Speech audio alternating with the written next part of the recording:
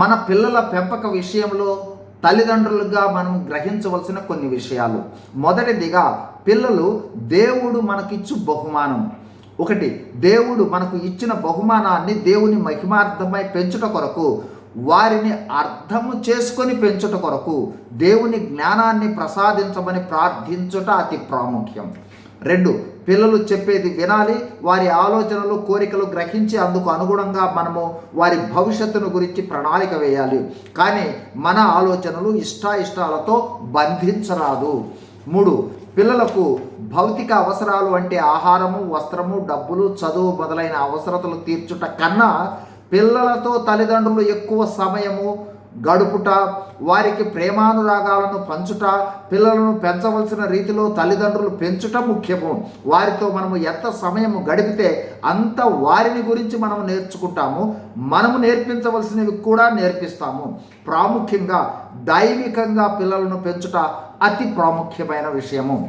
పిల్లలతో ఎక్కువ సమయం గడిపే అనుభవంలోనికి వస్తే మనము పిల్లలను గురించి చాలా తెలుసుకొని పిల్లల భవిష్యత్తుకు మనం సహాయపడగలము. పిల్లలున్న తల్లిదండ్రులు ఈ విషయాలను మీరు గ్రహించారా? ఒకటి, మీ పిల్లల ఇష్టాలు ఏమిటో మీకు తెలుసా? రెండు, మీ పిల్లల అలవాట్లు ఏమిటో, వారు ఆనందించే విషయాలను మీరు గ్రహించారా? మూడు, పిల్లలు ఏ విధమైన సాహిత్యము, సంగీతములపై శ్రద్ధ చూపిస్తూ ఉన్నారో ఆలోచించారా? నాలుగు, మీ పిల్లల వద్ద సెల్ ఫోన్స్, టీవీలు ఉన్నట్లయితే ఏమి సెర్చ్ చేస్తూ ఉన్నారో తెలుసుకున్నారా? ఐదు, మీ పిల్లలు అభిమానించే నాయకులు, నాయకురాండ్రు, హీరోలు, హీరోయిన్లు ఎవరో మీకు తెలుసా? ఆరు, మీ పిల్లల స్నేహితులు ఎవరో తెలుసా? వారు ఎలాంటి వారో తెలుసా? ఏడు, మీ పిల్లలకు మీరిచ్చే డబ్బు ఎలా ఖర్చు చేస్తూ ఉన్నారో తెలుసా? ఎనిమిది, మీ పిల్లల ఖాళీ సమయాన్ని ఎలా గడుపుతున్నారో తెలుసా? తొమ్మిది, పిల్లల జీవితాశయాలు ఏమిటో మీరు గ్రహించారా? మీ ఆశయాలు మీ పిల్లలపై రుద్దుతున్నారా?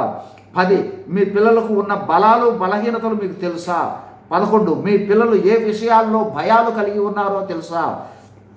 12, మీ పిల్లలు చదువు సంస్థలలో వారి ప్రవర్తన, అనుభవాలను మీరు తెలుసుకుంటున్నారా? 13, మీ పిల్లల టీచర్లు, ప్రిన్సిపాల్, సిబ్బంది వారిని గురించి ఏమనుకుంటున్నారో గ్రహించారా, తెలుసుకున్నారా? 14, అసలు పిల్లలు మిమ్ములను గురించి ఏమనుకుంటున్నారో తెలుసా? 15, వారికి మీ వద్ద స్వేచ్ఛగా వారి అభిప్రాయాలు తెలిపే స్వేచ్ఛ ఉన్నదా? ఈ విషయాలతో పాటు మీరు ఆలోచించగలిగితే మరిన్ని విషయాలు మీ పిల్లల గురించి తెలుసుకొనగలరు. ఈ సమాచార ఆధారంగా మీ పిల్లలను మరింత నాణ్యతగా పెంచవచ్చు, దైవికంగా పెంచవచ్చు. God is in you, God is with you, God bless you. Thank you.